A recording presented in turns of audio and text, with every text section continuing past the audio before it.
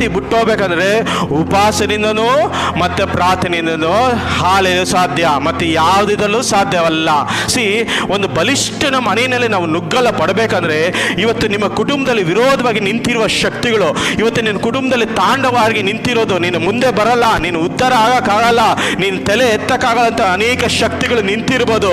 ಏನೇ ಆಗಿರಲಿ, ನೀವು ಜಸ್ಟ್ ಏನ್ ಮಾಡಬೇಕು, ಉಪವಾಸದಿಂದ ಸುತ್ತ ಪ್ರಾರ್ಥನೆ ಮಾಡಲ್ಲ ಪಡಬೇಕು. ಪ್ರಾರ್ಥನೆ ಮಾಡಿದ ದೇವರು ಇಳಿದು ಬರ್ತಾರೆ. ಹಾಲೆಲೂಯ, ಶಾರಾಬಾರ ಪ್ರಾರ್ಥನೆ ಮಾಡ್ತಾ ಇರ್ಬೇಕಾದ್ರೆ ದೇವರ ಒಂದು ಕದಲೆ ಉಂಟಾಗುತ್ತೆ. ಹಾಲೆಲೂಯ.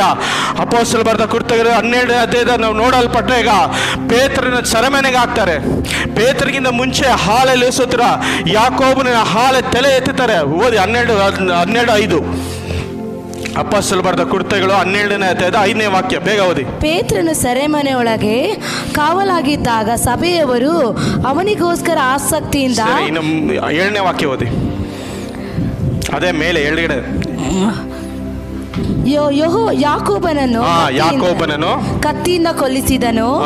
ಇದು ಯಹೂದ್ಯರಿಗೆ ಮೆಚ್ಚುಗೆ ಆಗಿದೆ ಎಂದು ನೋಡಿ ಅಷ್ಟಕ್ಕೆ ನಿಲ್ಲದೆ ಪೇತ್ರನನ್ನು ಹಿಡಿಸಿದನು. ಆ ಕಾಲದಲ್ಲಿ ಹುಳಿ ಇಲ್ಲದ ರೊಟ್ಟಿ ಹಬ್ಬ ನಡೆಯುತ್ತಿತ್ತು. ಅವನನ್ನು ಪಸ್ಕ ಹಬ್ಬವಾದ ಮೇಲೆ ಜನರ ಮುಂದೆ ತರಿಸಬೇಕೆಂಬ ಯೋಚನೆಯಿಂದ ಸೆರೆಯಲ್ಲಿ ಹಾಕಿಸಿ ಅವನನ್ನು ಕಾಯಲಿಕ್ಕೆ 4 ಸಿಪಾಯಿಗಳಲ್ಲಿದ್ದ 4 ಗುಂಪುಗಳ ವಶಕ್ಕೆ ಕೊಟ್ಟನು. ಸೆರೆಮನೆಯೊಳಗಡೆ ಕಾವಲ ಇದ್ದಾಗ ಸಭೆಯವರು ಅವನಿಗೋಸ್ಕರ ಆಸಕ್ತಿಯಿಂದ ದೇವರಿಗೆ ಪ್ರಾರ್ಥನೆ ಮಾಡುತ್ತಿದ್ದರು. ಸ್ತೋತ್ರ. ಸಾಕು, ನನಗೆ ಇದೇ ಪಾಯಿಂಟ್ ಬೇಕಾಗಿರೋದು. ಸಭೆ ಹಾಲೆಲೂಯ ಸ್ತೋತ್ರ ಯಾಕೋಬನ ಬಿಟ್ಕೊಟ್ಬಿಟ್ರು. ಸಭೆ ಯಾಕೋಬನ ಪ್ರಾರ್ಥನೆ ಮಾಡಲಿಲ್ಲ. ಶತ್ರು ಏನ್ ಮಾಡ್ದ, ಯಾಕೋಬನ ತಲೆ ತಗೊಂಡ್ಬಿಡ್ತು. ಹಾಲೆಲೂಯ ಸ್ತೋತ್ರ. ಅದೇ ಪೇತ್ರನ ಮತ್ತೆ ಸೆರೆಮನೆಗೆ ಹೋದ. ಪೇತ್ರನ ಮತ್ತೆ ಸೆರೆಮನೆಗೆ ಹೋದಾಗ ಇಲ್ಲಿ ಏನ್ ಮಾಡ್ತಾ ಇದೆ, ಸಭೆ ಅವನಿಗಾಗಿ ಕುತ್ಕೊಂಡು ಪ್ರಾರ್ಥನೆ ಮಾಡ್ತಾ ಇದೆ. ಹಾಲೆಲೂಯ ಸ್ತೋತ್ರ. ಅದು ರಾತ್ರಿ ವೇಳೆ ಎಚ್ಚರಗೊಳಿದ ಸಭೆ ಪೇತ್ರನಿಗಾಗಿ ಪ್ರಾರ್ಥನೆ ಮಾಡ್ತಾ ಇದೆ. ಇವತ್ತು ನಿಮ್ಮ ಜೀವಿತದಲ್ಲಿ ಪ್ರಾರ್ಥನೆ ಮಾಡಿದ್ರೆ ಅಸಾಧ್ಯದು ಸಾಧ್ಯ ಮಾಡೋ ದೇವರು ನಮ್ಮ ಕರ್ತನಾಗಿದ್ದಾನೆ.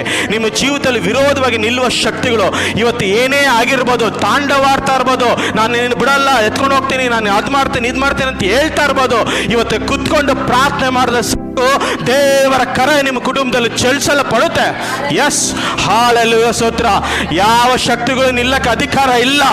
ಹೇರೋದಿನ ಆತ್ಮನ ಇದೇ ತರ ಬಂತು. ಹಾಲೆಲೂಯ ಸ್ತೋತ್ರ. ಫರೋನಾತ್ಮ ಇದೇ ತರ ಬಂತು, ವಿರೋಧವಾಗಿ ನಿಂತು ಅನೇಕ ಬಲಿಗಳು ತಗೊಂತು, ಅನೇಕ ಕಾರ್ಯಗಳು ಮಾಡ್ತು. ಆದ್ರೆ ಯಾವುದು ದೇವರ ಮುಂದೆ ಗೆಲ್ಲಕ್ಕೆ ಅಧಿಕಾರ ಇಲ್ಲ. ನಮ್ಮ ಗೆಲ್ಲುವುದು ದೇವರಾದ ಕರ್ತನು ಯೇಸು ಮಾತ್ರ. ಹಾಲೆಲೂಯ. ಓ ರಬಲ ಶಬರಬರಬರಬರ ಶಂದದ ರಬರಬರಬಲ. ಎಸ್, ಒಂದು ಬಲಿಷ್ಠ